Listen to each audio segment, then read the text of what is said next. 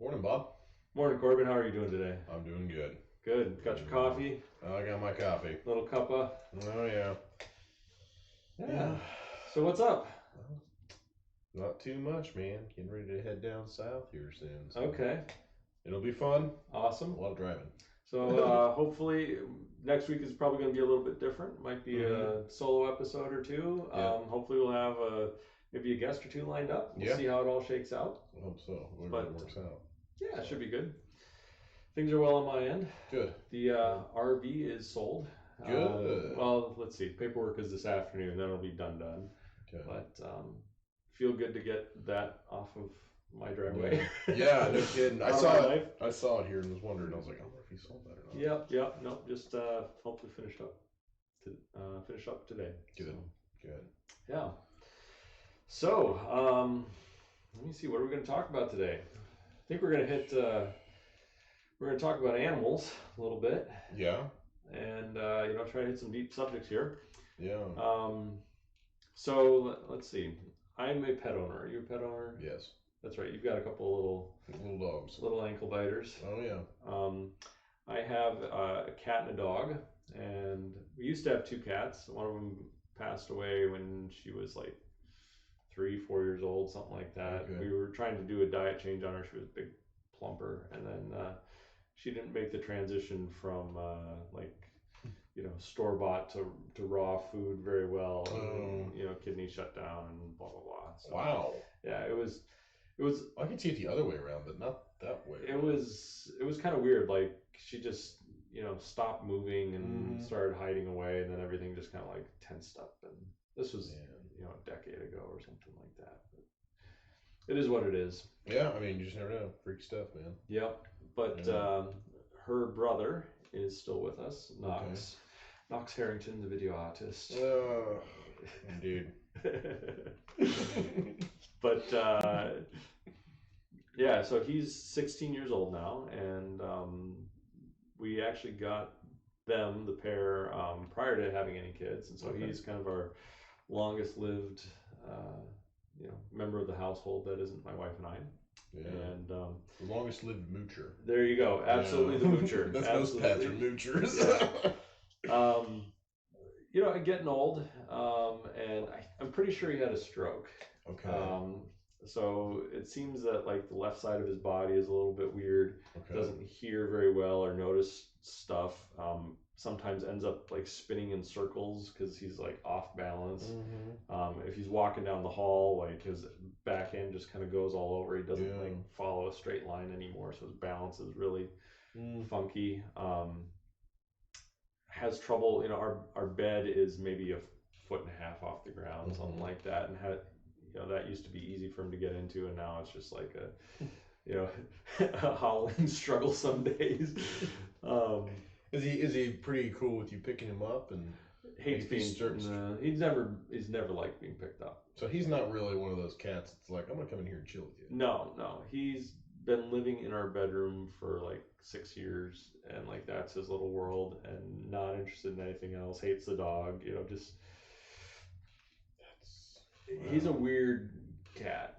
I don't get it. I try to be nice to him, but just an ornery, grumpy. See, I've just never really been. I've always been a dog guy. Sure, yeah. And I think cats are cute. There's certain breeds of cats that I'm like, man, I would love to own. The ones with the smashed face, it looks like they ran into a wall too many times. I'm like, dude, if I could have one of those, you better believe I'd be putting some gel. Dude, he'd have the mustache curls. I mean, he'd look like freaking Benjamin Franklin. That's hilarious. He didn't have a mustache, but maybe he did at one point. Anyway, I would enjoy that. Cats, I like unique, goofy looking animals. But I've always thought fat cats were really cool. Yeah. Like the bigger the better. Yeah, the problem is, you start running into the health problem. Yeah, you don't want to abuse your animal, obviously. But. My uncle, he's got 6 cats, maybe? I'm not sure how many he has now. He had quite a few. But his cat, he had some that just got one named Buster. This thing was massive. It weighed like 30 pounds. Oh my goodness. And when he would walk, you could see his belly do this. And I was like, yes! It was so fun. I was like, I know it's not healthy, and but I don't body shame cats. So there you go. go. They want to be that big. Sure, why not? Yeah, anyway. Same with dogs. Well, Yeah, depending on the There you go.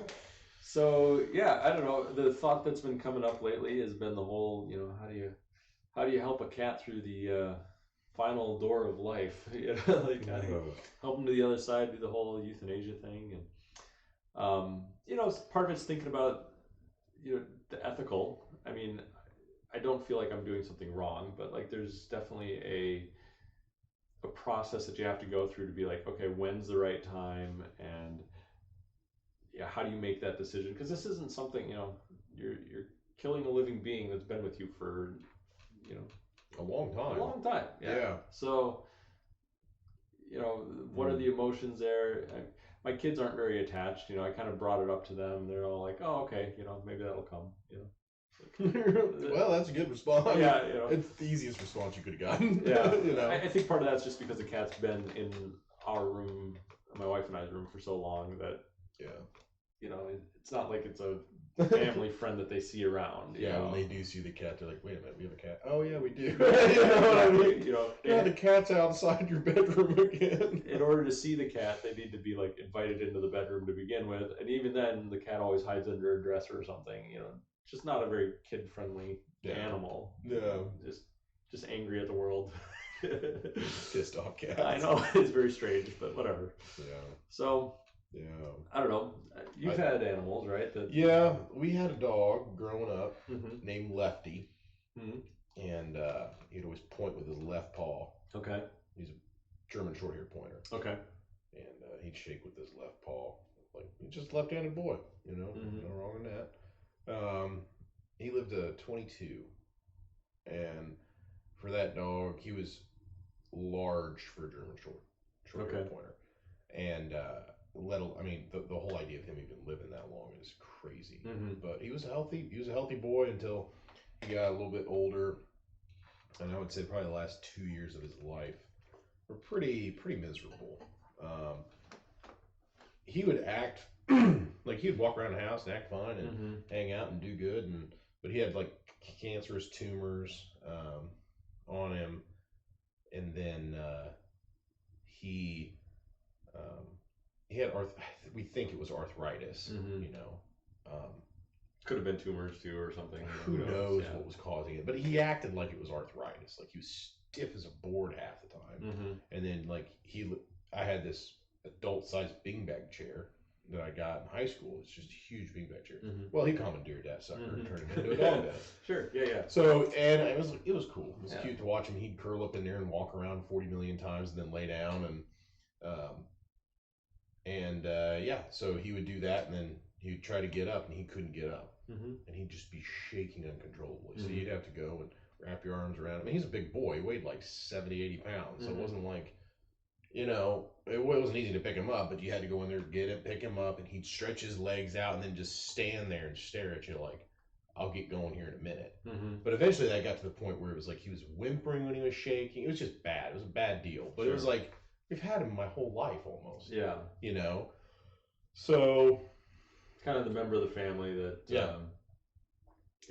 and he used to always meet me at the front door. Like, no matter what I was doing, if he heard the truck roll in, he would meet me at the front door. Well, one day he didn't meet me at the front door. And I was like, oh geez. And it just I walked in and I was just like, that's odd. I'm like, well, maybe he's in his beanbag chair. I walk over there and he's not there. And so I walk in, I'm like, hey, where's boys taking Lefty out for a walk or something? And Mom's like, yeah, we need to talk about that. And turns out my dad took him in and had him put down, and that was like, are you freaking kidding me? No one's gonna talk to me about this. Like, it wasn't my dog, it was the family. It was my brother's dog, and ended up being the family's dog. But that was insanely difficult. But it was like, I was angry because I didn't get to say goodbye. Sure. But it was time. Yeah. So I'm not one of those people, like, if something's suffering, and I'm also, this will probably make people go, what the heck? We never took him to the vet. Yeah. He never went to the vet. He never had medication. We'd give him those, like, worm medicine things once in a blue moon or whatever those pills. I don't even know. Yeah. I have no idea. But it was like, we don't have the money, and if he keels over, he keels over. Yeah. He lived 22 years. Yeah. And I think he went to the vet, twice. Yeah, to get fixed and he got fixed and put down. Like, and he lived that long. So no, you don't need to take your dog to the vet every other day to have his blood work ran to make sure he's going to live 5 years. Like, that's not necessary. So I mean, that was the other thing too. That was a struggle because it was like, well, if we spend $20,000, we can get these tumors removed. Get $20,000 on a dog, you're hired a kite. That's the thing is like, so that was like, which is ironic because my 2 little dogs I have now, we've taken to them vet more than we ever took my other dog. It's like, oh gosh, what am I doing? I go back on everything I stand for. Yeah. Now, your folks, were they farmers? No, my dad is a school teacher. School teacher. Okay. My mom's stay-at-home mom. Okay. So, classic homeschooled family. Interesting. So, well, the reason I ask is because, sometimes farmers have a different relationship with animals. Yeah. It's kind of a different mentality. Well, I think a lot of it just came down to, like, with my dad being a school teacher, and there's a bunch of kids in our family, we didn't have money. So it was like, yeah, we can have a dog, but, like, don't start thinking we're taking it in and getting shots and doing all this. I mean, he had his basic stuff that he needed legally, if you want to call it that. He needed his rabies shot and all that junk. But like, it wasn't like, hey, we're gonna go get some dental work done for the dog. Yeah. It wasn't. We had no money to do that with. Yeah. And rightfully so. I'm glad we didn't, because he lived a very good life. Yeah. For way more years than any other dog I've ever known. Yeah. So he probably would have broke the Guinness World Records if we would have like had him come in and age him or something. Yeah. There you go. But well, that's kind of an interesting way to be about it. I guess, like, if that had been my family, the one thing that I would have done different is probably called up all the kids ahead of time and been like, we think we're in the last month, we're in the last week, kind of do that emotional prep for, instead of just, he's gone, I think I was pretty pissed, but I understand. It's like, my mom's like, we knew you were going to react this way, and like, we knew you were going to try to talk us out of it, and we weren't going to have it. Yeah. And I was like, oh, that's true. I totally understand. Like, you would have gotten an earful, and you would have been told, I mean, by most of the family, no, let's just, maybe we do take him in for the vet. We'll go against all our principles, and we'll kill the bank account, and you know what I mean? Yeah. Like, but that's not the way it should be, and it's like, it was the right time, and the problem is, I think I'm not saying don't tell people. Like, I think you should. My parents didn't. That's fine. It doesn't. I'm not scarred for life because I'm gonna say goodbye to my dog. Like, come on, dude. I was a person. Yeah. Okay. Well, so that provides a couple of branch off points. One of the things that a lot of vet services offer now is to be able to come to your house and put them down instead of you go to them. They'll come along with the injection to do it. So that would be so. I wouldn't even. You wouldn't do that? No. Okay. The idea of, because I just, as you said that, I was envisioning him with his silky smooth, long, floppy ears, laying in his bed and seeing that injection go in and knowing that he's gone. Okay. There's no way. I mean, and I hunt, killed animals, killed things. That would have been way harder than just being like hauling off. My last moments with him were him. Okay. Not him dead in my house. Haul him out, boys. I couldn't do it. No. Okay. For me, I'm emotional that way. Okay. So for you, would it be like a drop off at the vet, or would you hang out? Like, let's say they've got the sleepy gas chamber, or because to me, I don't know, because my dad was there when they gave him the shot. Well, you've got a couple of little ankle biters that you're gonna have to confront this one of these days. I know. I don't want to. They're family. They're family. So, because that's part of it. Is like, to me, they are family. Not in the same way that humans are, but in an animal way. And like, for my 16-year-old cat, my thought would be, okay, I would rather have the vet come in and actually be able to, be there petting him and him get the little injection and be able to die in an environment where the cat is actually comfortable. Like, this is what I've known. Instead of, I'm going to be put in this box that I hate anyways, and then put in the car, which I absolutely hate, and then be hauled off someplace foreign. So I'm panicking and freaking out the whole time. And most animals hate the vet anyways. As soon as they go, I knew that's why this place existed. Exactly. To kill me. Exactly. So, again, like, to me, loving the creature involves some element of, you know, recognizing where its own emotional state is. And see, I don't. Now that you say that, it's like maybe being at home would be.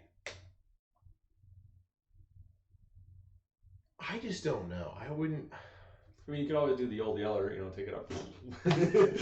Well, that's happened. Dig a hole. I'm sure. I mean, that sometimes that's, I don't know, the most loving thing you can do. I don't know, man. Because the last thing is I don't want. It's like a family member dying in your house, Mm-hmm. and then like when you walk into that room, you just remember that moment.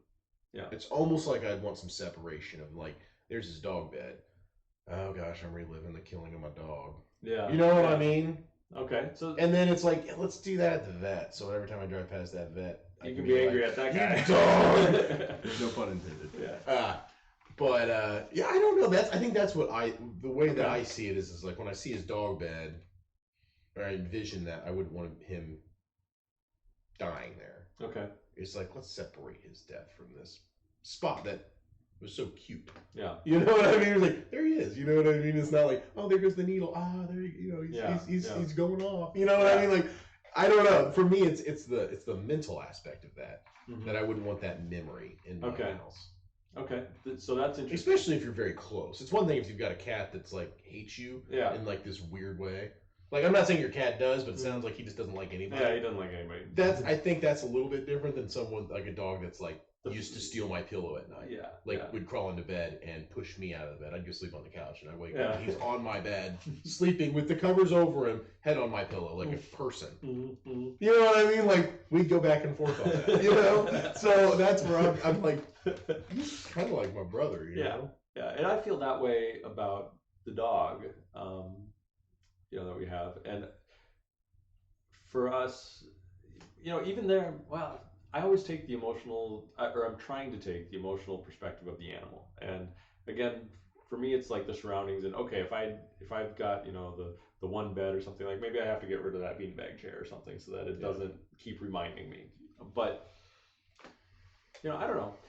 So what do you think about it in terms of humans then? Okay, and that's a big question. And I want to set it up because I think that some of this stuff is like almost like a gradient. For example, I think that this happens more often than not where, let's say somebody goes in and you know, they're in a lot of pain, they're in their last days, sort of thing. And basically the doctors say, hey, here's the morphine button, and we're just going to take the governor off, right? Like, jack that sucker up. Well, exactly. Yeah. So what ends up happening is, you know, these people, they're suffering. Yeah. They're like, okay, this is it. You know, I'm going to hit it 6 times or whatever, and just see what happens. Yeah. You know, if I wake up tomorrow, I'll do it again, but you know, I'm not that worried about it anymore. Like, because people know too. Like, you get to that point where it's like, okay, my body is breaking down. I've got, you know, 48 hours or, you know, whatever. And it depends on the person, obviously. But that is such a hard thing for me. And it is wrapped up, I'm sure, into belief systems. You know, what do you think about the afterlife? What do you think life is, etc.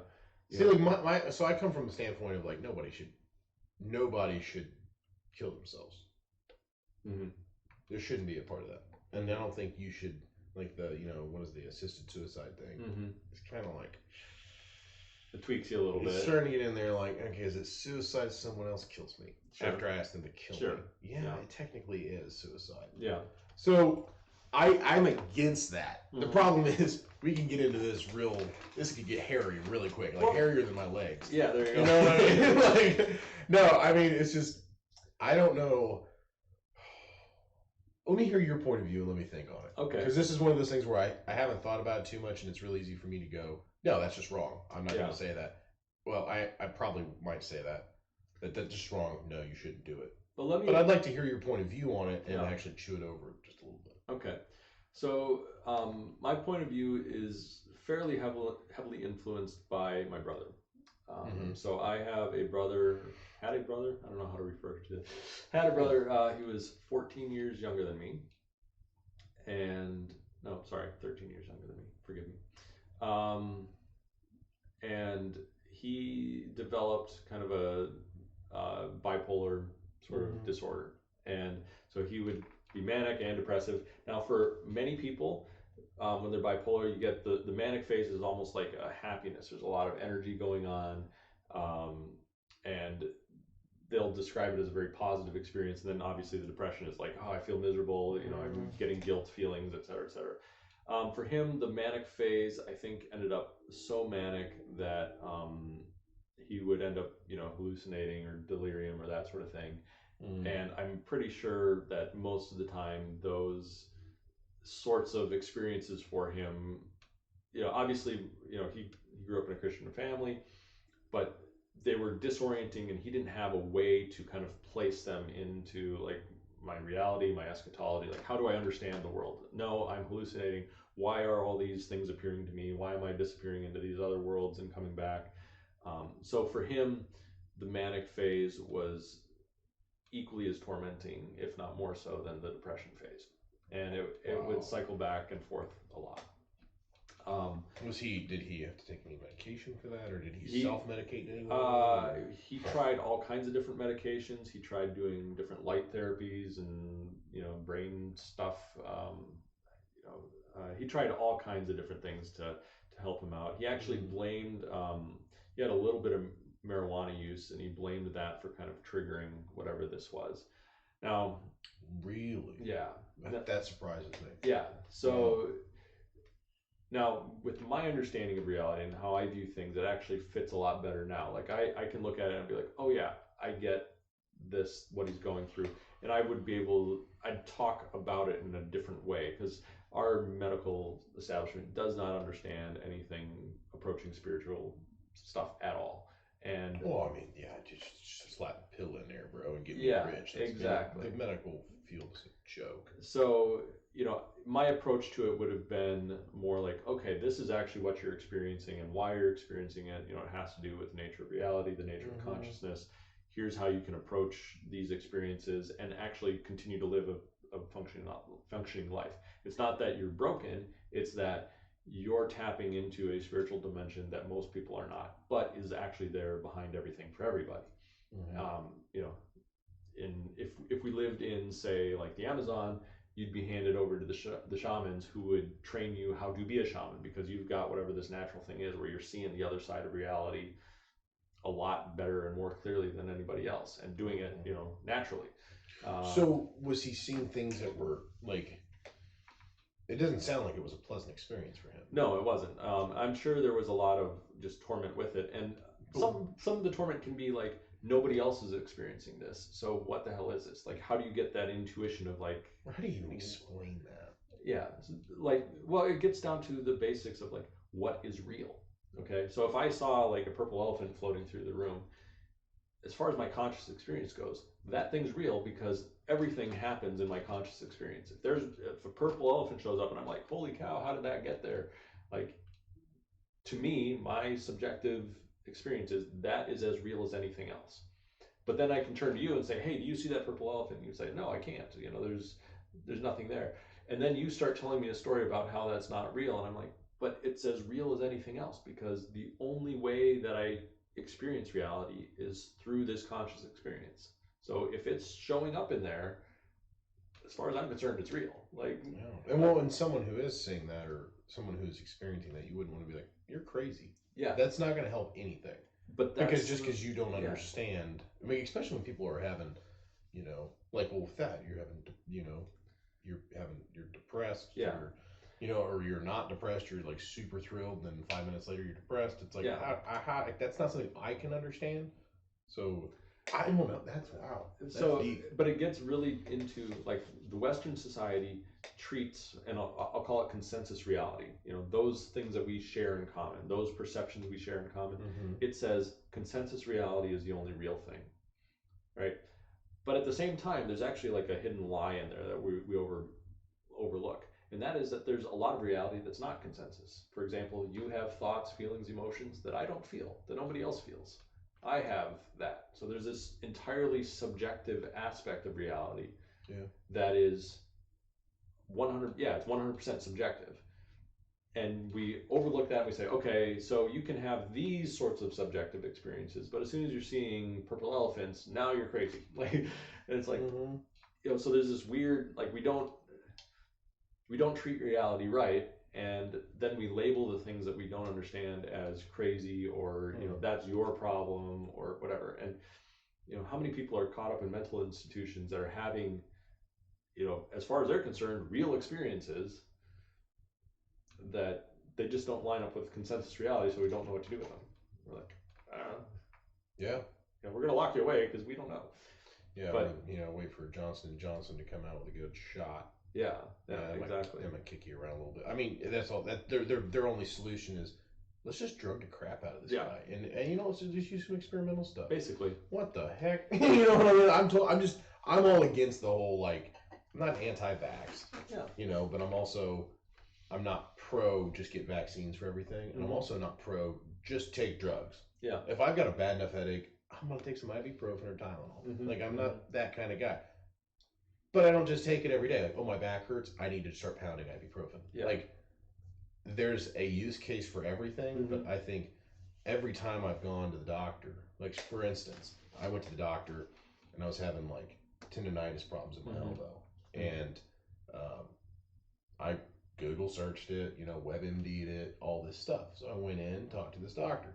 He's like, yeah, I don't know, man. He's like, and he just was beating around the bush. And I said, okay. I went on WebMD and it said something about it could be tendonitis. I think I have all the symptoms. He's like, you know what? That's what it is. There you go. Yeah. And he goes, let me write you a prescription for that. And I sat there and looked at him. I threw the prescription away right in front of him. He wrote it out and he goes, take this and go to CVS and get that. And I took it and just shrinkled up through the way. I said, you don't even know what the heck it was. I mentioned WebMD and that's what you're going to prescribe. You're going to put drugs in my body.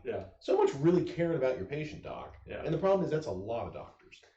And that's what irks me about the medical system is it's not about understanding people. It's about how can we fill our pockets. And there is, especially in the cases of mental stuff, it's like the mental stuff even is more challenging for them because they're like, I don't know, you know what I mean? Exactly. They don't care to know. That's the problem. Well, that, and we are kind of like a mystery to ourselves. We are. And I do think that there's an aspect where understanding the spiritual side, as I see it, is almost necessary for some of these edge cases. Depth psychology, Jungian work, that would be, in my opinion, the better way to look at these things. But most of our psychologists and psychiatrists are not trained that way. They're more pill dispensers, and we'll try this combination, see if that works. It works for some people, Oh yeah. But anyway, so back to wrapping this into like the whole euthanasia discussion. So there was a time, like actually a number of years, when he was suicidal. So he would buy canisters of helium and other things of that nature. Kind of experimental. At one point he even jumped off a bridge and got all busted up as a result of that. So that was pretty brutal. And he lived again like another 3-4 years after that, having to deal with plates in his arms and broken pelvis and stuff like that. So I mean, he did a good job on himself and was kind of committed to that course of action. And he talked to my parents. He lived at home the whole time, and it's not like my parents were mean to him or anything. It was like they recognized this as a mental case that the best professionals weren't able to help him with. And so I don't have any guilt towards, or hard feelings towards them or anything else. Like I kind of see this as an inevitable progression that was working its way through. But anyways, at one point, I think his decision was, he was going to basically get what the vets give to animals and, do it that way, self-administer an injection and off he goes. And, honestly, that's probably one of the better ways to go. It doesn't leave a mess. It's, peaceful, et cetera, et cetera. But at the time they were looking, he was looking in, I think Mexico supplies a lot of those sorts of things. And some of the plants down there will supply, if you can use Bitcoin or something like that. And I was probably the most techie person in the family. And so, you know, the question was floated out there, like, hey, would you help us figure out this Bitcoin thing, knowing this is the end result, you know? And so, like that, you know, that strikes at, you know, how close to Dr. Kevorkian is that? How? So he asked you for help on that. Yeah, and that brings up a question, like, how, you know, what do you do as a brother that loves your brother? Yeah. You know, that even though I'm not seeing the suffering day to day, I'm getting the, you know, the week to week reports basically of like, this is what he's going through, and this, by the way, you know, he's been thinking this way for years, and et cetera, et cetera. Like, I mean, it's like right there. Yeah. You know, that's such a hard thing. And now, then my brother never ended up using my services to figure that stuff out. He found his own way and you know, handled it himself. But at the same time, my answer to that question was yes. Yeah. And as that was going on in the back of your mind, was probably what he's going to use it for? It wasn't a probably. It was a. Okay. That's. So when it comes down to, like, you know, putting your cat down, or and I'm saying this again, not out of a place of like hatred. No. And it's definitely not out of a place of, you know, I had to kind of deal with that in terms of like the Christian message too, a little bit. Like, okay, is there a loving way to help people die? Yeah. You know, and so, because it is wrapped into that, you know, there is the Christian message is typically something like, you know, everybody needs a natural death, you know, natural as defined by, I don't know, you know, you breathe until you stop breathing or something. I don't really know. I mean, I know the scriptures talk about, I mean, every man's appointed to die. Yeah. In what way? I don't know. Yeah. I mean, you've got you've got a, you know, a start date and an expiration date. Yeah. No one knows what those are going to be. And nobody bats an eye if you go off to war and get shot, or, you know, hacked up or whatever. Like, I guess it's more honorable.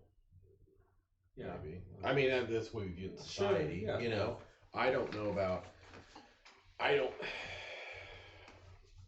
Yes, I mean, scriptures talk about not killing yourself.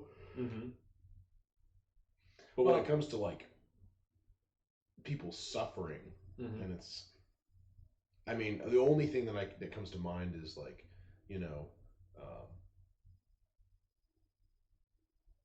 the different stories in the Gospels of, you know, why was this person born blind, or why was this person, you know, paralyzed, and, you know, they can't move, they're, you know, and all this stuff. And it's like, well, you know, did they sin, or did their parents sin? Is this a result of sin? And Christ's only response was, no, this is for the glory of God. Yes. And everyone's like, how in the world? Because there's people out there that they see life differently. And if you look at that as, we got to pity somebody. Who's that lady? Joni Eareckson Tada. She's a paraplegic. Okay. She was a kid, dove into a swimming pool, broke her neck. Okay. She's dealt with a lot of stuff. The most cheerful, amazing woman to listen to. And she got married, you know, and she never thought she'd ever be married. And just probably one of the most joyful people. It's like, dude, she can't do anything for herself. She can't move. And she's the most joyful, just sweetest person you'll ever listen to talk. Very successful radio personality. Like, well, she's a speaker. Okay. All these things. But everyone, I mean, basically, you can sit there and say, my life's worthless. And she deals with that. She's like, I deal with the whole fact that I can't do anything for myself. But she has a very successful life. She never thought she'd be married. She's married. It's amazing. And people are like, well, that's just one person. That's one person who found Jesus. That's what it is. Yeah. Now, and whatever people want to say about that, that's the truth of it, because people that don't have Jesus, go find a paraplegic that's stoked about life. Yeah. You know what I mean? Go find one that's excited to say, I wake up every day and can't do anything for myself, but praise God because I've got a husband who loves me. Yeah. Yeah. You know what I mean? Like, there you go. So that's my point of view on it is like, okay, you've got this horrible situation that's happened.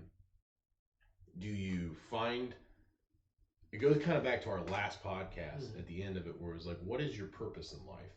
And I'm trying to remember exactly how we put that last time.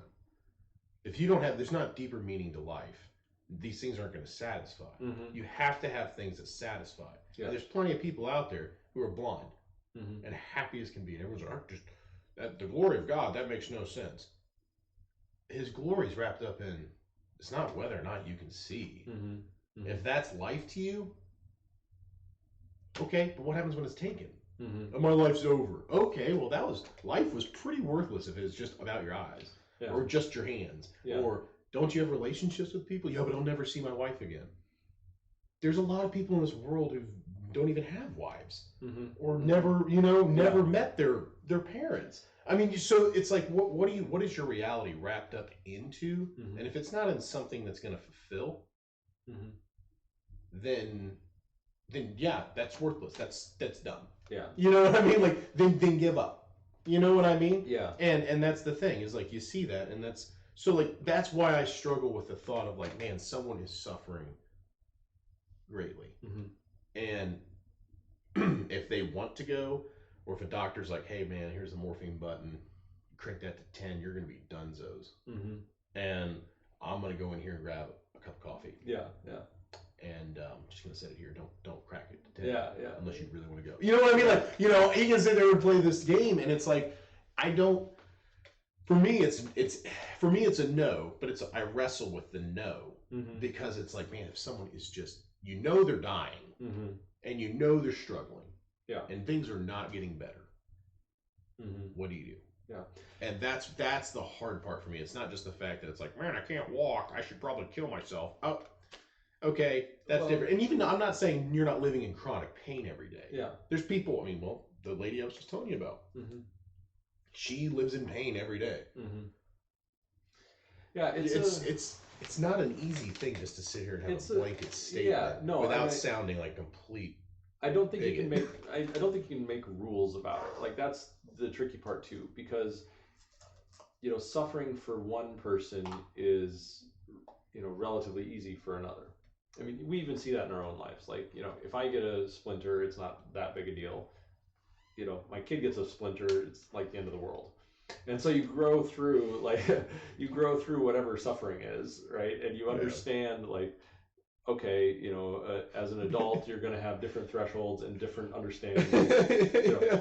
And honestly, like, I believe that that's part of life, is to go through some amount of suffering so that you become a better, well-adjusted adult. And to me, this is all like a spiritual journey. So so you have to learn through that process. And so if you've got the relatively young 20-year-old that's like, man, I'm done. You get me out of here. I gotta go. Like, hey, maybe you're calling it quits a little bit too early. Maybe there's something deeper here to be learning. That's the one thing. That's the one thing about that life is so precious, because you can't. I have friends that they're dead, and I look back and I'm like, man, only they would have just known what things were going on now. I'm not saying like, oh, yeah, I probably would have killed myself back then too if I would have known. You know what I mean? Like that. You know what I mean? Like, we live in a really crappy world. To be honest with us, with everybody, it's just crappy. Everyone's out for themselves, but there's more to life than that. And what I'm saying is, like, the young kid that kills himself, in high school over a girl. It's like, dude, if you would have found help, a year from now, you would have been like, I can't believe I ever had that thought. Yeah, life's going so well. We're so short-sighted in this world of what is going on that I think we kind of miss the beauty of life. Politics aside, you know, all these other things aside, it's like life is actually pretty beautiful in a lot of ways. I mean, you look at your children, you look at your wife, you look at the different experiences you've had in your life. You know, the good ones and the bad ones that taught you things. Yeah, you were just kind of like, this is knowledge and wisdom that I can impart onto someone else, so they don't make that mistake, or when they have a hard spot come into their life, I have this in my toolbox to be able to go, hey, so I had this situation happen to me, very similar, or it was just as hard, not even close to the same, but it was hard too. Yeah. You know what I mean? Like, it's I don't know. It's just like, because I mean, I look at my childhood and just even moments with my dad, you know, and my mom, and I'm just like, that was beautiful, you know, or even maybe not them, maybe a friend. And it's just, life's a lot, there's a lot more to life than this very shallow idea that most of us live in. And I think too is the fact that, you know,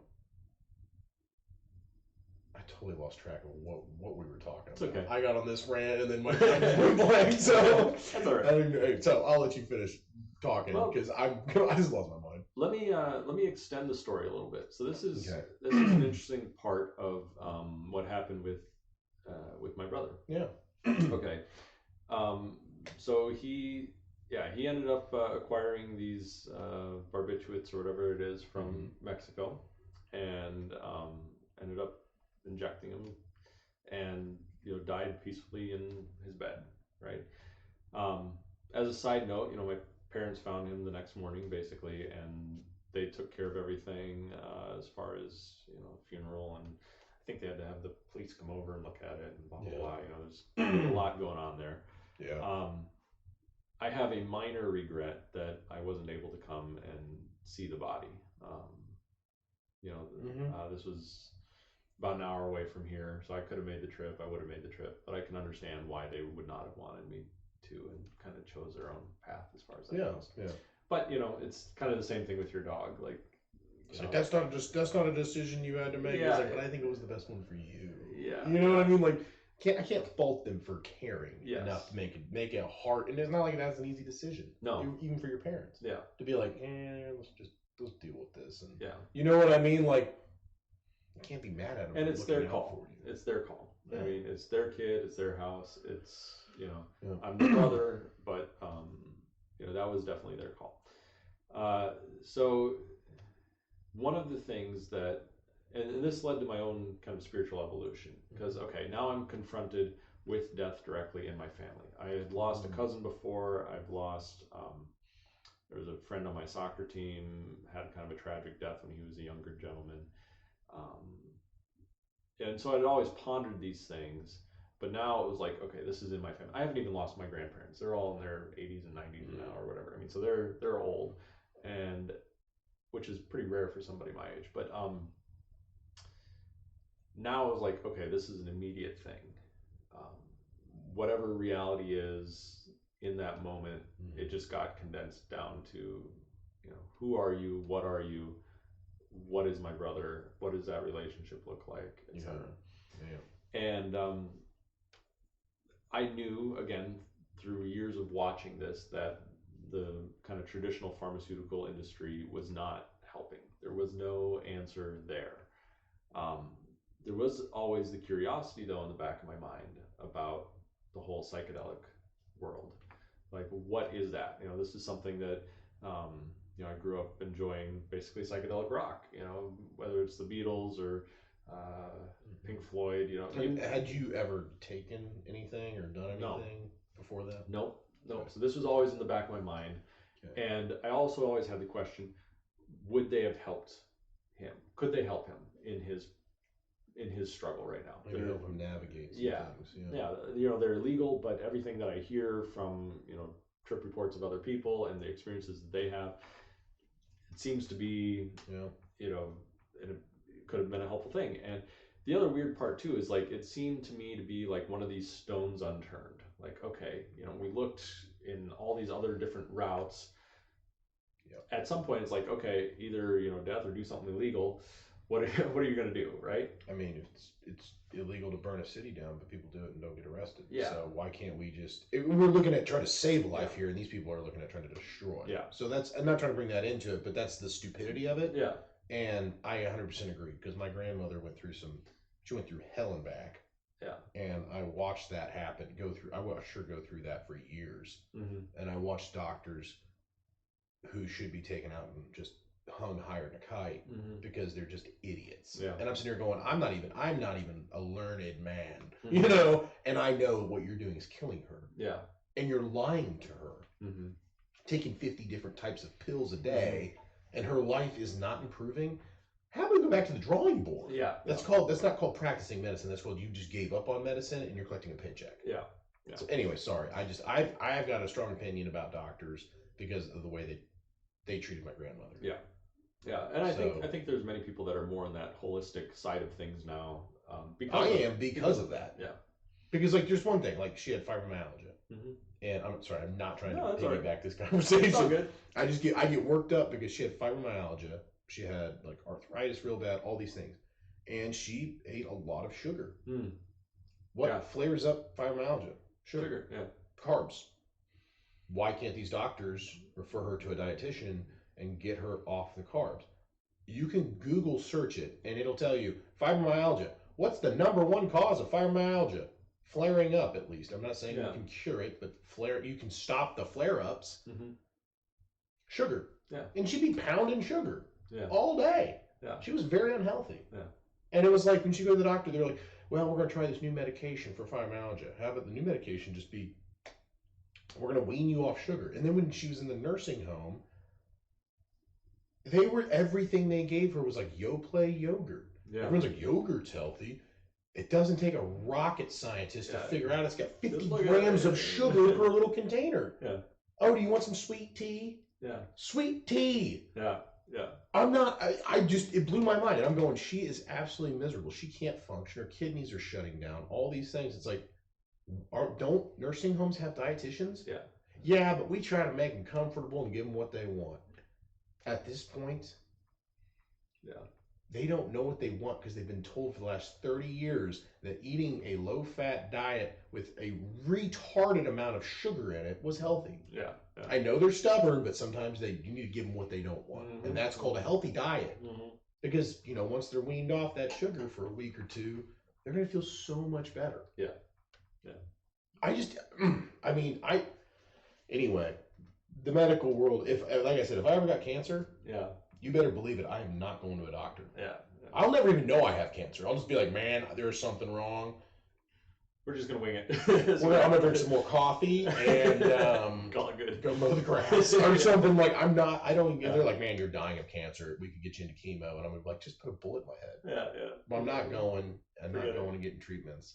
There's more people cured of cancer who didn't go to the doctor than people who's gone and they just slow cooked them in a microwave. There you go. You know what I mean? Like I'm not a rotisserie chicken, bro. I'm not gonna sit there and let you just sit there and be like, every week we're gonna heat you up a little bit. Anyway, that just offended half. That's the place, okay. But That's I don't okay. even. I have strong opinion because I watched it. Yeah. I watched them kill my grandmother. Yeah. And everyone's like, "Well, that's a little harsh." It's the reality of it because she never got better, and the problem is the stuff she'd come home and talk about, and she'd be like, "Yeah, they should just eat healthy whole grains and stay off the fat and eat carbs are really good for you." Yeah. No. Well, that goes against science now, but doctors still believe it. Yeah. That's pretty crazy. Yeah. Sorry. Anyway, that's all right. So, anyways, switching back to the brother a little bit. Yeah. Sorry. I apologize for that. I totally piggybacked that, and I should have done that. It's okay. It's all good. So I decided then after he was gone, I was like, okay, I need to find out for myself. I need to answer this question. Could the psychedelics have helped? And so I figured out how to acquire them, and I tried them out. And in one of those visionary states, I asked the question, hey, could these have helped my brother? And the answer that came back immediately was yes, but it was meant to be this way. Not he gets help, but he was actually meant to suffer and have a passing, that woke me up, that shook me, to trigger something in me so that I would be able to, go out and do something like this. To have these discussions. Because these discussions wouldn't have come if necessarily if we had tried it. Like I needed something bigger, like a death, but it also affected me on a fundamental level about the nature of reality. And so it isn't that my brother is dead. Like I don't look at it that way. I view him very much as alive. It's just my brother is not in the body, which is a different state of being. So I look at the metaphysics change into more of the spiritual paradigm, and it's like, oh, I understand now better what he was going through. Like when he's having these hugely manic episodes and even delusions of grandeur. Okay, so the classic one is like, oh, I'm God, or I'm Jesus, or I'm Buddha, or something. Like, yes, like metaphysically there is a connection between God, Jesus, Buddha, and you. Like metaphysically, I view us all as one thing, and so there's a matter of identification. Like the life of Jesus or the life of Buddha is a life that this divine consciousness chose to live, and it's also choosing a life of Tom, which is my brother. It's also choosing the life of Corbin, and it's also choosing the life of Bob.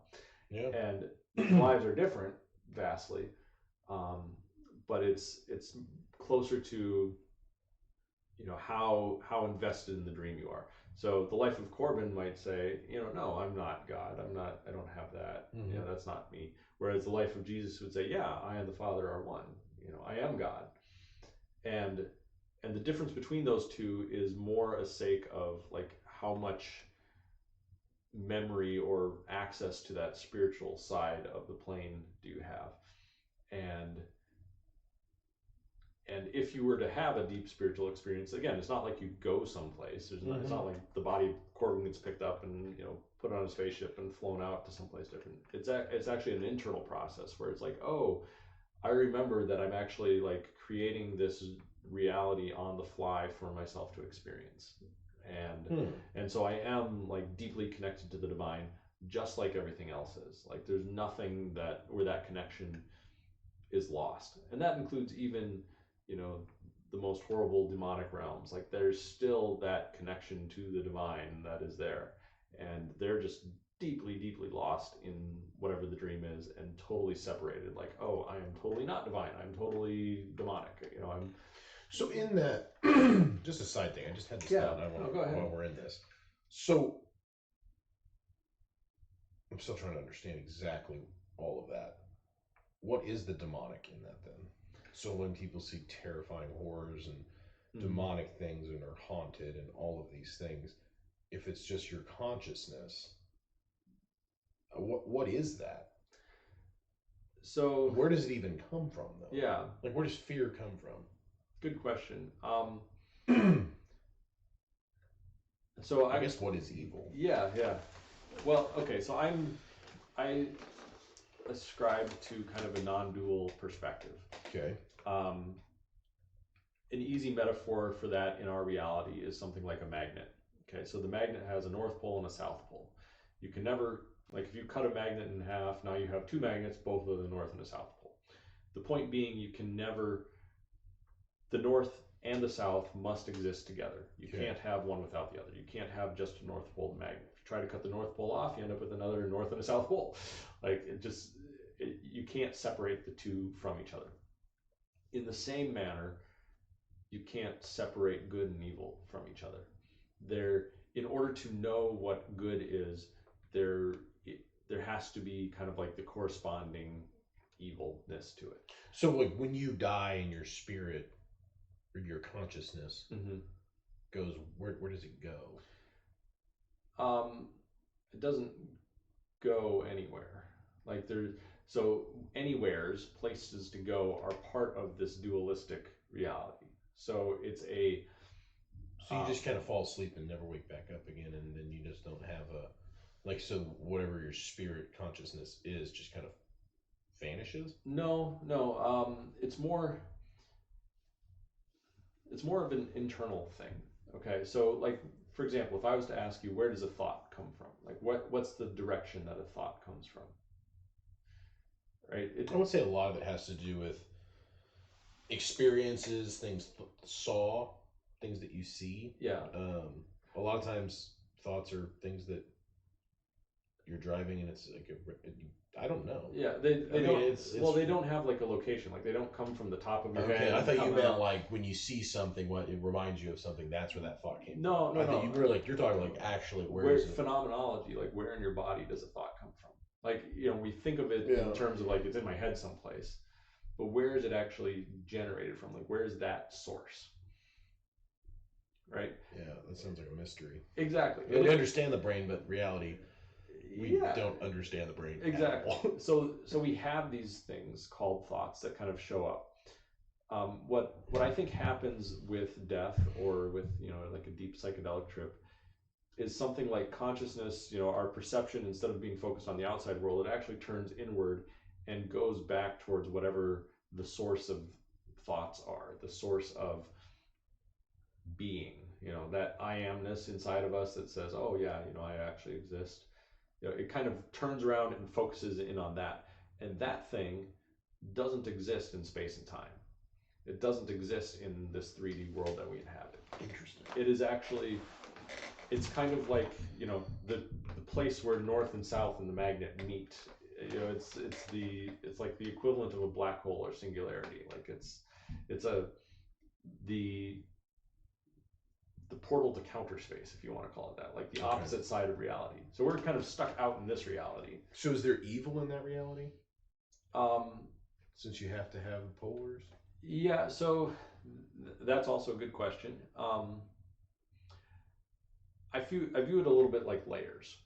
Okay, so there's the first layers into this other side of reality are still what I would call dualistic, and dualistic is the perception of there's me and there's something else. Okay. So there might not be ups and downs anymore. Like you might not be able to say which direction is up. It's more just like an open experience of, oh, like here I am, and this is, there is no earth to orient myself on. There's no such thing as up and down anymore. So that duality of up and down may have already collapsed. The duality of time, so this idea of a past and a future, that can actually collapse. So it's like, okay, now I'm in a timeless, eternal state. But you might still have a duality of like me as a spiritual entity versus another spiritual entity. And those, this would be kind of like people that have near-death experiences. They might say, oh yeah, I saw my grandpa or my kid or somebody else who'd passed before me. Like they're on the other side. So you might still have that sort of me something else relationship for a portion of being on the other side. Eventually, though, as you go deeper and not dig down layers, because that's the wrong way of looking at it, but as consciousness kind of recedes away from this three-dimensional reality, even those dualities start collapsing. And that's when you get aspects of, oh, I'm Jesus, I am Buddha. That's where the separation between me and somebody else actually collapses. And it's like, oh, okay, I recognize something like that. For as an example, there's a I believe it's the Indian, like Hindu religion, has this idea. They call it the Akashic records, and the Akashic records is basically like a memory of all past lives, all events that have ever occurred for this planet, this universe, all potential other universes. Okay, if you can access that and you can remember literally any possible life that's already happened, how are you fundamentally separate from that life? Okay, like let's imagine you all of a sudden got access to all of my memories. Are you now a different entity than me, or are you the same entity as me? I don't really know. Okay, so our sense of separation has something to do with the sense of the separation of memory. Yeah. But if there's a place where all those memories are unified and kept in a storehouse of, this is all the experiences that God, the being, has ever had. Well, now all of a sudden, all that stuff is unified, and okay, I am literally the same as everybody else. I am the same as Jesus. I am the same as Buddha. I am the same as, Corbin or Joe Blow or my wife or my neighbor or the person that I killed in this last life. You know, if I murdered somebody, oh, I am them. I can have the memory of being shot by myself. So has anyone ever accessed this? Many people that, you know, on psychedelic trips, yeah, there's a lot of people that will talk about these Akashic records. They might talk about it in terms of a life review. There's people that, when they describe a life review, they'll say, okay, not only did I experience whatever was like, you know, let's say you got really mad at your kid someday and you spanked them and you went overboard and you spanked them too much. Mm-hmm. Not only did I experience my own rage and my own anger, I was able to step back and see the wounding, like what caused me to be that way, but then I also experienced it from my kid's perspective, and so I felt those spankings again. You know, and so like the merger of and you're having those at the same time, that you're really reliving that event at the same time from both perspectives. And then you can do that with your coworker. I yelled at my coworker. You know, why did I yell at my coworker? Well, I was having these thoughts and feelings and triggers and traumas that were bringing this up. Oh, and now I get to experience it from the perspective of my coworker. What were they feeling? Why did they, you know, they felt belittled and hated in that moment and separated. And oh, like I can actually see the damage I was done. And that caused this event later on where they were mean to me back. You know, so you end up seeing like the different perspectives of these lives, because there is like this kind of fundamental interconnectedness of all things, and it has something to do with consciousness, because that's the thing that's experiencing everything. So I think that when you die, it's like, okay, the body part, you know, I'm done identifying with being a Bob, or I'm done identifying with being a Tom or a Corbin. But I'm going to go back and I can re-identify with anything else, or at a later date decide, okay, I'm going to, and again, later date is silly because a lot of this is timeless. It's outside of this three-dimensional structure of space-time.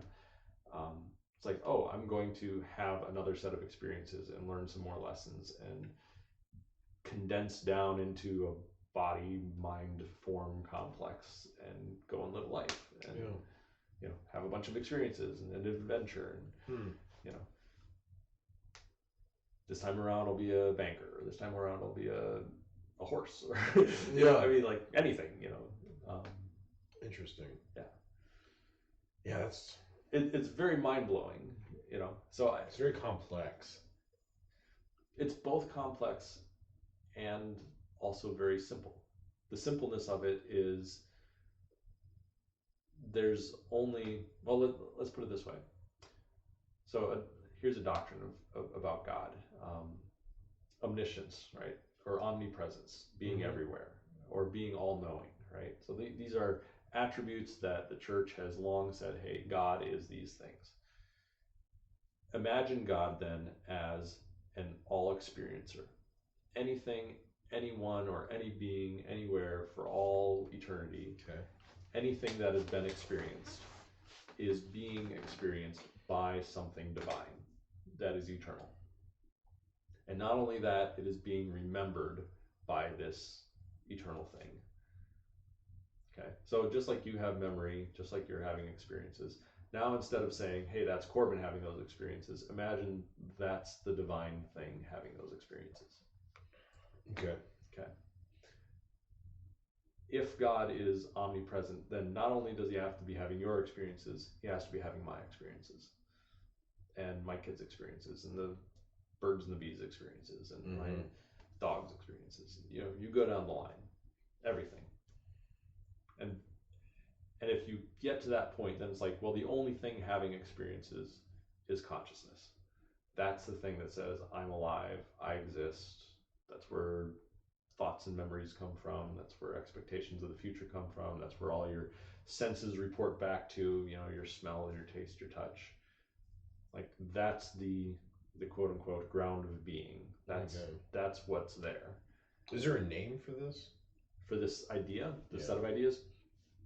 Broadly put, it's spirituality. I mean, the specific would be something like non-duality, which, so non meaning not, obviously, and then duality is the two, so not two-ness. Okay. taught very explicitly in a lot of the Eastern traditions. Buddhism. It sounds more like Hinduism, a lot of it. Yeah, it's pulling a lot from that area. But I also think it's the heart of the Christian tradition. There's a lot of Orthodox that tend to point to some sort of a non-dual tradition as like a part of it. Unfortunately, Christianity is often taught in a dualistic way, which is, you know, there's God, there's, you know, Jesus as God incarnate, and then everything else is a mystery. Like there's some sort of a weird separation between God and the rest of reality. And in like what way? So if a Christian were to say, I am God, or I am divine, or there's something divine about me, the typical response, and I think that this is an incorrect belief about their own system, is no, I'm not. I can't possibly be. God is divine, Jesus is divine, I worship those things, I am not. Well, it's that comes from him being the creator. Yes. So if you, for instance, make this computer or this camera, this camera cannot sit there and go, I am Bob. No, you're not. You're a camera with a lens. Yeah. That I could pull your mic right off and you can't hear us talk now. Yeah. So it's that type of mindset of going, well, the creator and the created are not the same. They're not equal. The creator can give you attributes to be like him. Yeah. But you will never be him. And that's where I differ, because the non-dual perspective says, at the end of the day, everything, the camera, me, you, whatever, is consciousness. It is consciousness taking on form. And that taking on form is what limits the consciousness into a dualistic sort of relationship, Bob, camera. But if I'm looking at, you know, what is source, what is actually like the fundamental to reality, it is all God. And but if that God created your soul and your consciousness, then how could you, when you die, be equal to him when he still made your consciousness? So, because I mean that's what the Christians are preaching. So I mean to say that like we couldn't be the same, but it's like because there's nothing even. So it's not the same. Like the best way to look at it that you can really do in this reality, because again we're trying to apply words and concepts to something that is prior to words and concepts. Okay? And a lot of it is, I mean, their beliefs. So we're well, but that's okay. I mean, we can just chew through it. It doesn't have to be precise. So an example would be something like the ocean and the wave is the relationship. Okay, it's similar to the relationship of us to the divine.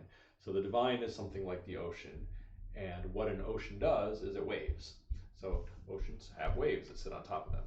Now we can look from, let's say, you know, flying in a helicopter or something, and we could count waves, and we could say, there's one wave, there's two waves, there's three waves, there's four waves. You know, we're gonna start labeling them. That's a Bob, that's a Corbin, that's a Tom, that's a Jerry, that's a cat, that's a dog. We'll label all these waves. But then eventually those waves die. They sink back down and they go back into the ocean. And if we were to examine the wave and say, well, where, you know, did that wave exist? Yeah, kind of. I mean, it appeared as a wave for a while and it traveled across the surface of the ocean and then it sunk back down into the ocean. So it had, you know, a birth, a life, and a death. But it didn't, at the end of the day, the only thing that was there was the water.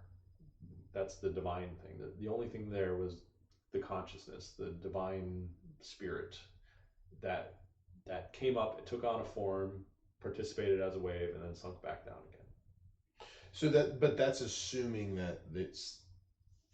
So with that thinking though, that's assuming that we are, you know, the wave is water. So it acts different than the rest of the ocean. Yeah. But it's still a part of the ocean. The thing is that Scripture teaches us is God is holy, which is set apart, and it also, his thoughts are not our thoughts, and but, he is nothing like us, absolutely nothing like us.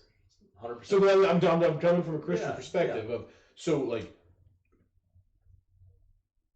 in the Christian belief, that the wave analogy just doesn't work, because it's assuming you're still kind of connected. You're still kind of, we are nothing like Well, so that him. Like, we're not even close.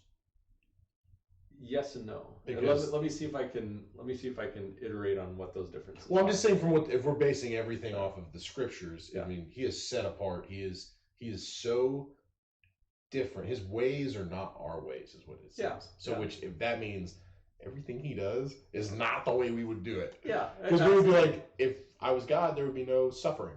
Yeah. Well, there is, for a reason. Yeah. Yeah. If I was God, everybody would be filthy rich. But that's all. This is why this metaphysics is so important, because it actually ropes around to what an understand. Like, okay, let me step back a little bit. Scripture also teaches our body is a temple. Okay, so there's something about the divine that is dwelling within us. You're supposed to take care of your body specifically because it is a temple. It is a temple for the Holy Spirit if you accept Him. And if you don't accept Him, you don't have the Holy Spirit living inside of you. Okay.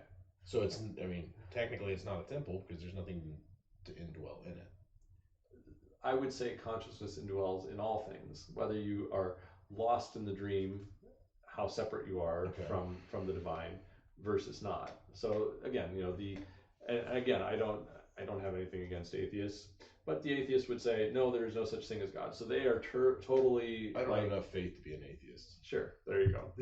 You know what I mean? Yeah, I mean, those dudes have some faith. Yeah. You know. But so and again, like, to me, I see atheism as part of the process. So I don't see atheists as, like, I don't see this reality as like. I know atheists that became Christians, so sure. maybe But so that difference though is not like, it's not like when an atheist converts that like something new and magical has happened to their being. It's not like they're getting somebody's coming along and sticking them with a needle and injecting the Holy Spirit into them.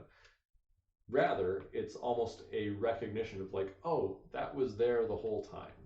There's that famous poem, like Footprints in the Sand. Yeah. It's, I'm walking along and then all of a sudden I see one set of footprints, and instead of, I turn and talk to God, like, why was there only one set of footprints? And God was like, well, but there's only one. That was when I was carrying you, And so it's kind of that same idea that the divine is always there. It's more of, the ego, so to speak, that layer, turning and recognizing, oh, I see, this divine thing has always been inside me.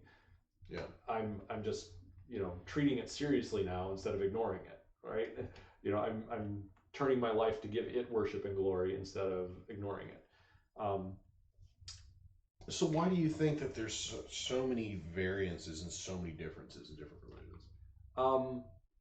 If everything is connected and most religions are all kind of pointing towards the same thing, why is it that they don't? And why is it that Christianity is so starkly different? Because so many of them, you're like, oh, well, Buddhists and Hindus, and I mean, you can kind of see a ton of similarities and all these things, and you come to Christianity, everyone's like, oh, those weirdos, good night, those guys just a bunch of freaks, it just doesn't make any sense. But we could take all these other ones and don't offend a Muslim because he might blow you up. You know what I mean? Or you know what I mean? Because it's always like, just don't offend other people. But if you've got a Christian, offend the crap out of them because no one cares and they're crazy.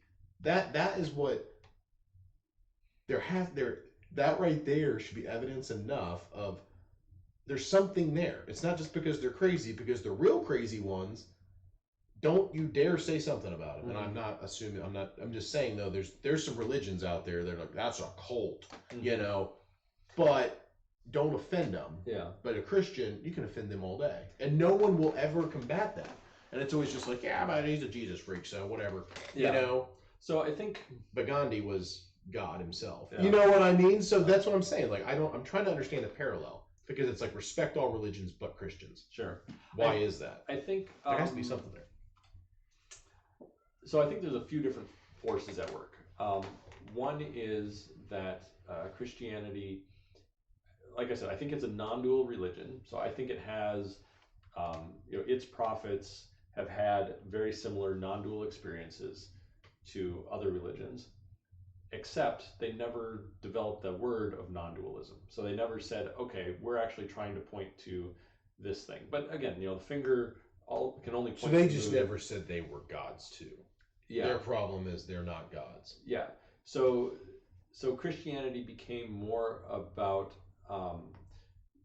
the separation was something. It has something to do with Jesus, and I think it has something to do with fundamentally not understanding who and what Jesus was. So, for an example, which is funny because the scriptures literally said that his name would be a stumbling block and an offense to people. Yeah.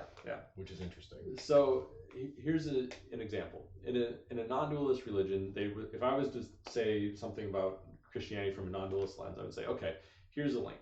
You've got God the Father, which is consciousness that creates / and I'll use common parlance, dreams reality. Okay. God then enters the dream as every Tom, Dick, and Harry, Adam and Eve, Jesus, you name it. The nature of consciousness is such that when it dreams, it gets captivated by the dream. Okay, so for example, I had dreams last night. A lot of weird stuff was going on. I had no memory of my family. I had no memory of anything else. I just accepted it. Like, it was something about like being pushed around on a cart by a couple of guys, like in a watery lake thing. I have no idea how I got there, but I was like, man, I'm on a mission. This is great. This guy's pushing me on this little cardboard thing or whatever in the water. Dreams are so weird. I know, dude. Right? But I've had some real doozies. I'm like, what is going on? Exactly. But the point is that our minds, our consciousness, just grabs onto, oh, this is reality, and it accepts it fully without judgment and just pulls us in. Okay. So then, at some point, we start to like stop believing. Oh, this doesn't make sense. Why are physics doing this? That's really weird. That's odd. And so reality stops becoming believable to us, and that can trigger us in a waking up process. So this reality is very much like that. God is dreaming. It's taking on perspective, and then at some point, maybe it has some sort of an inclination inside. Oh, I need to understand spirit. I need to understand what this is. Maybe you go wander off in the desert for 40 days and 40 nights, and you start hallucinating and having mystical experiences, and you start waking up from reality, and you're like, oh my goodness, this is like the equivalent of God's dream.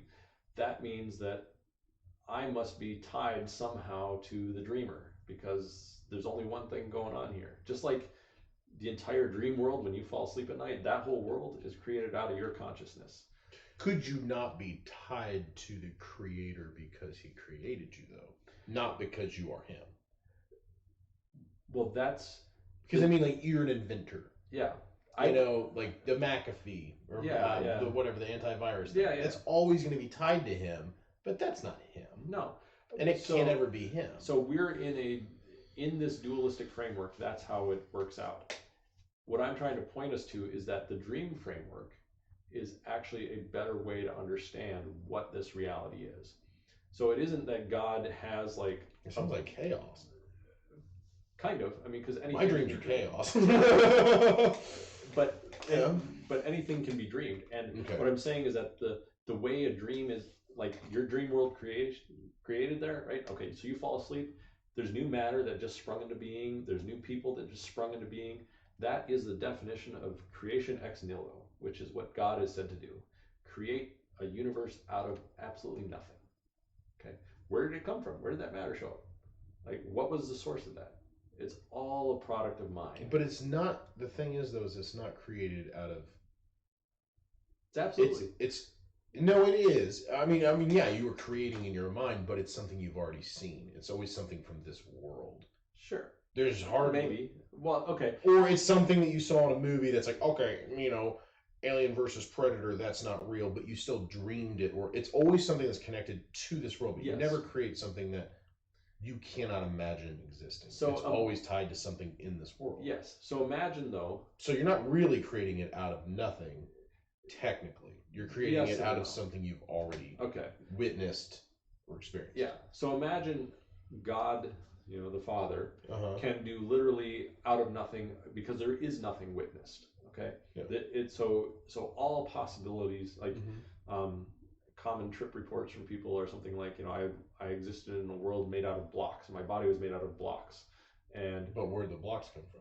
Exactly. That's already a preconceived idea that there's this thing called a block. Yeah. Because we've seen Lego movies. Yeah, sure, maybe. You know what I mean? But like that's my first thought. I'm just telling you my first thought. Okay. So that's something. Well, I that mean, they also see all kinds of stuff that doesn't pre-exist. So crazy fractal patterns or whatever. The point being that whatever God is as consciousness is able to dream anything.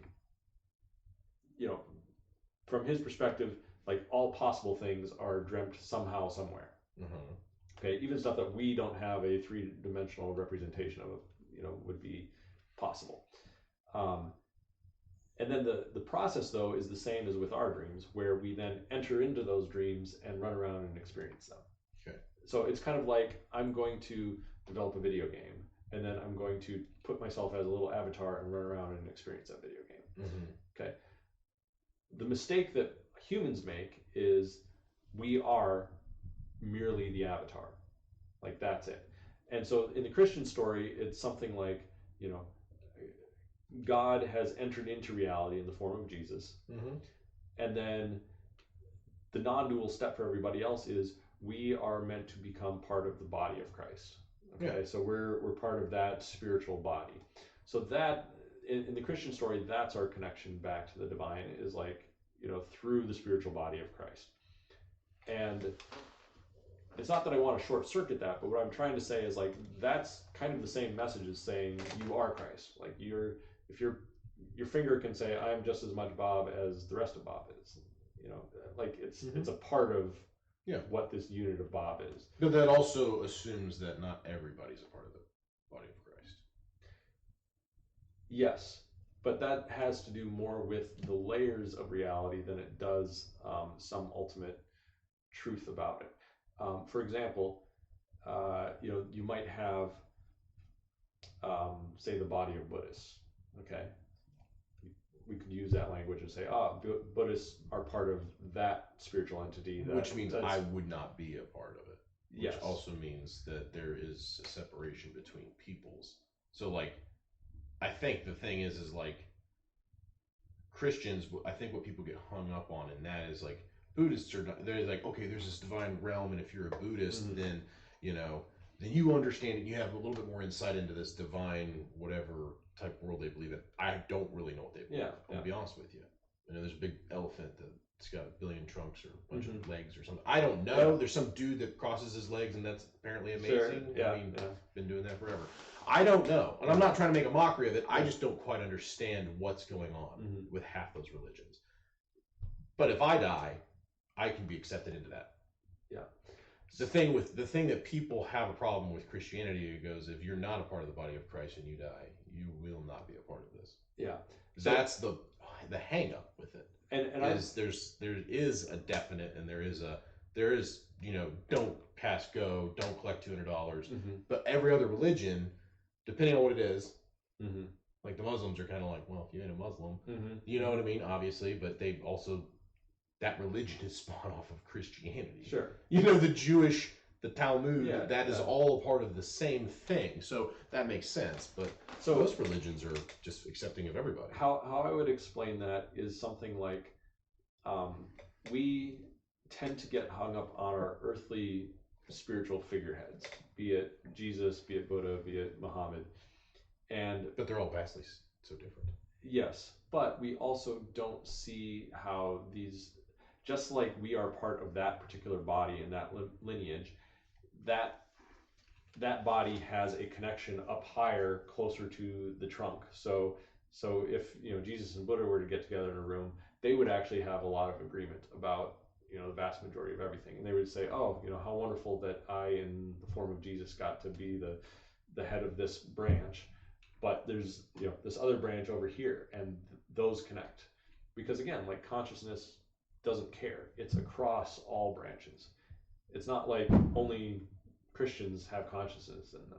Like, no, the consciousness exists in the Buddhists, it exists in the Muslims, it exists across everything. So like a one world religion, if you want to call it a religion, because that's what. Yeah. I mean, what you call it is not a religion. It's more like, this is just reality. But in reality, you gotta label it something. Okay. I mean, that's what it is. So, but here's the thing, though, is call it one world, okay, even that would be limited. And the reason that would be limited is because every being everywhere that could possibly exist has consciousness in it. Okay, so the aliens, aliens out there, whatever, like they would be included in whatever that is because they have consciousness. And so this and again, like our confessions about God are that God is universal, creator of the entire universe. It's not just creator of planet Earth, it's creator of the universe. And so all possibilities of being have to be kind of tied into this together. And consciousness is the way that happens. Like even ants have a little, there's something it's like to be a little ant running around and chewing on leaves or whatever. There's something it's like to be a deep sea anglerfish. There's something it's like to be, the alien. And that sense of being that is coming through all of them, that's the thing that's divine. And that's why it's cool too. I mean, that's... So you don't think men in general are like humanity is special above other? Not special. Creation. Okay, that's a good question. Not special in terms of, is our connection to the divine deeper? Not really.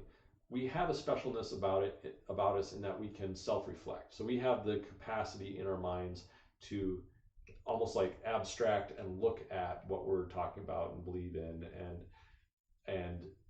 and use that abstraction to dig deeper into the reality. Like the ant doesn't sit around and question like, am I a divine being? But it has a connect. It's still connected to it, just as like the entire dream world is connected to your sleeping body, your sleeping consciousness. It's all a part of it, but you're only the main character running around in it. And maybe you've got a couple of other characters. So they can't make any decision according to their consciousness. Ants or any animal. Because like sharks are just sharks. Yeah, I think there's a gradient. I think that I view reality as a little bit of a school, and I actually buy into the reincarnation story, because I think that consciousness is constantly incarnating into different forms, and I think that there's something where, like say dogs are the upper end of one form of incarnation. Like they're here to learn something about self-restraint and obedience, and they're here to more than cats. Yeah, more than cats. Cats are here for a different reason. Cats are here just to be ornery. Yeah, they're here to be ornery. That's right. Just be like the king of mooching. Yeah, just like, exactly. You can't enjoy me. Don't pet me. I'll scratch you. Like I'm gonna take your pillow, and you're gonna like it. It's like, you dog. I wish you were a dog. I'm just kidding. Anyway, sorry. Dogs and cats are so funny because their personalities are so different. Yeah, but and I even view that amongst humans. Like there's something about being a human where, let's say you're caught up being, the miser. Like, hey, my life is I want to go and live and be wealthy. So I'm going to pursue that above all other things. So you go and live that life. Certain spiritual traditions would say something effective like, okay, that's not the highest good. You can do better. You can like develop this connection with the divine. But at the end of the day, if what you need to be satisfied in this life, maybe the lessons you have to learn are around like acquiring money and how useless that is. So maybe you acquire a bunch of money and you die that night and you realize, oh my goodness, like I just wasted my entire life. I didn't develop love or the other important things. So you just get another shot at it. I would say yes. Like I think consciousness will go ahead and dream again. So what's the end game? So let's just say that like Bob, you didn't learn your lesson in this life. We're gonna kick you back down there. Do it again. And do it again. And you don't know that you're doing it again. So there's no progress report. There's no like. That's the one thing that I'm getting hooked up or I guess caught up on is like you don't remember your past. No. So you don't know about the Bob prior to you and that you were a murderer. Yeah. But this time around you're like, okay, I'm doing my thing. And then you get back up there and they're like, bro, you still have not figured it out. Kick him back down there. Sure. And then you come back down and you're going, I don't even have a freaking report card. I don't know. Yeah. You don't know what your progress is. So how do you know what you're supposed to be fixing? I think you do know. I think the way you learn and what you know is it has something to do with emotion. It has something to do with following or connecting to or listening to, obeying that, call it the Holy Spirit. that thing inside you that prompts you, like, hey, in this exact moment, am I doing what I need to be doing? Because when you screw up, or when you say, okay, I'm going to steal, or I'm going to, hurt my neighbor or whatever, like there's that, it's almost like a shouting inside of you, like, no, you're doing the wrong thing. Like there's that little voice. And I think that exists in all beings. And you get the choice to make, right? You don't have to listen to it. That's kind of like the nature of unconditional love, is you don't have to listen to this thing, and yet you are still unconditionally loved because you're still a part of, your consciousness is a sport. It's not like you disobey and lights out, you're dead. Like like there's something. So listening to that internal prompting is what causes you to learn lessons, and developing a relationship with that internal prompting is learning to, that's deepening the relationship with God. It's like saying, okay, I want to be guided by steps that are not my own. I want to be guided in ways of holiness and righteousness. But what does that look like if you're not taking a biblical approach to it? What is holiness and righteousness? Like if you just take the Bible and go, because nitpicking the Bible seems kind of strange to me. That seems like one of those weird things of being like, yeah, Jesus was a fool and he didn't, who he said he was, which the entire scripture is based off of, who he said he was is not the case. Because the funny thing is like, I hear this all the time, like, yeah, I mean, like you hear it in the scriptures, like, yeah, he's a good teacher. Jesus was a good man.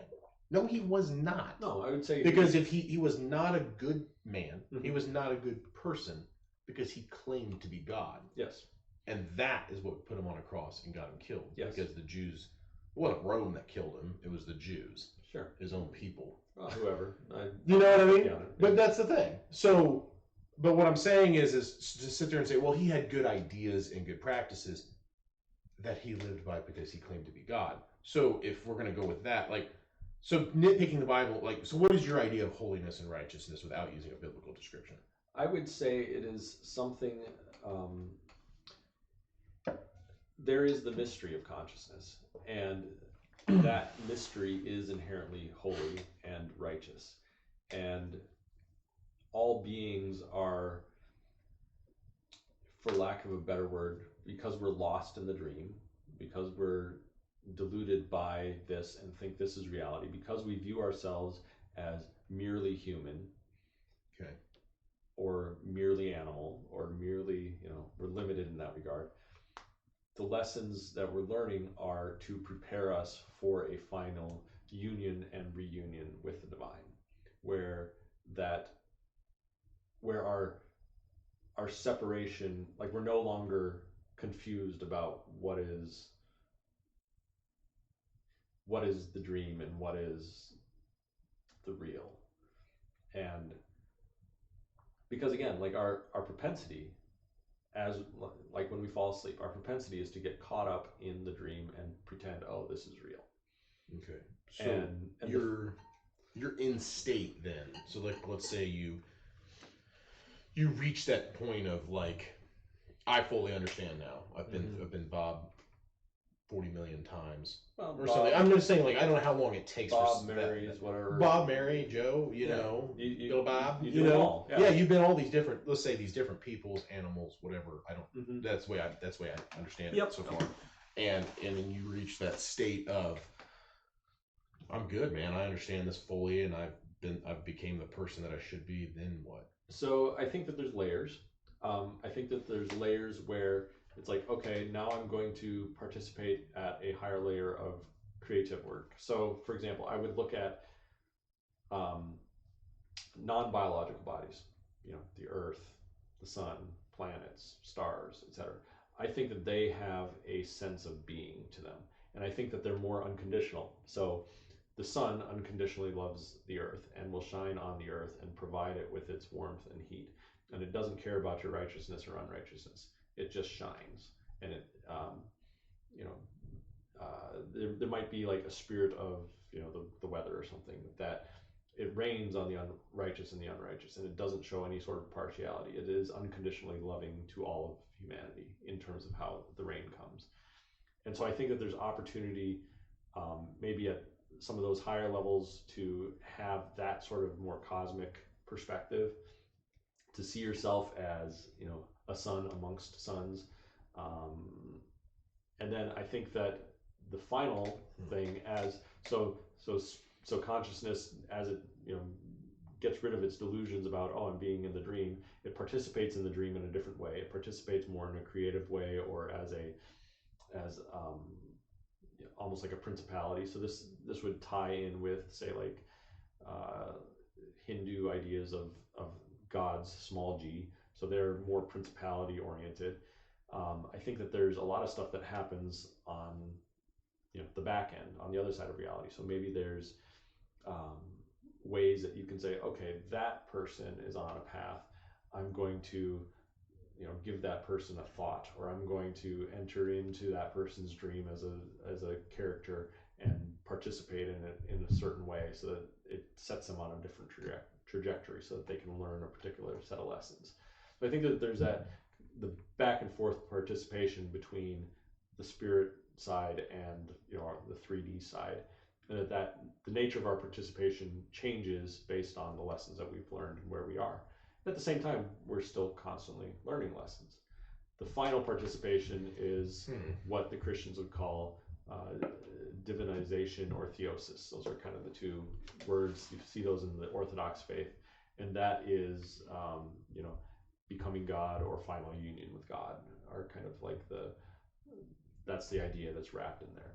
And this goes back to the early church mystics. They all talk about this idea of this final participation in divinity. A lot of them have kind of like an us-them perspective with that, or there's still God and there's still something it's like to be kind of different, but I view those lines blurred. I think consciousness as a thing, or as a no thing, has like a fractal reality to it. So there's always that deep connection, but yet there can also be kind of that otherness to it, which is a weird. Interesting. Yeah. Okay. So when I think about my brother Tom,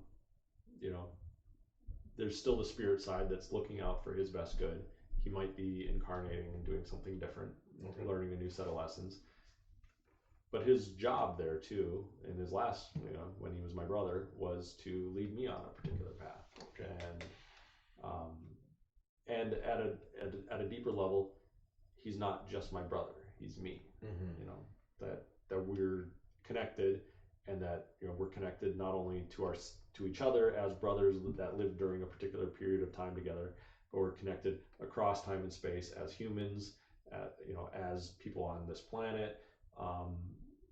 And deeper and deeper, more and more, like we're connected to the entire universe. The stars that are out there are shining their light millions of years ago, so that I can appreciate them today. So we have that very deep resonance and connection, even with the rest of the universe. And call that divinity. Okay. Whatever. But yeah. Man, that's a lot to take in. It is.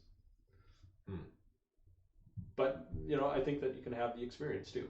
Yeah. That's the key part, is that these mystical experience states where you view everything as one thing and see the unity of everything, like they exist. They happen to people, like a lot. It's not. It used to be fairly few and far between. You used to have to go, hide out in caves for a long time. But they're happening more and more. You can see all kinds of people talking about these things, whether they're near-death experiences or psychedelic experiences. I mean, it's a big thing nowadays. And they need to be kind of accepted and understood as a part of reality. And I think that this is why I'm looking forward to talking to your pastor. I think it's going to change how people understand the work of Christ. I think it's something like the second coming. When you recognize yourself to be connected to Christ fundamentally and irreversibly via consciousness, that's the second coming in your life. Like, boom, Christ came. There he was. That's you. Yeah, that's a different perspective. It's crazy. I've never heard of any of this until you and me met. There you go.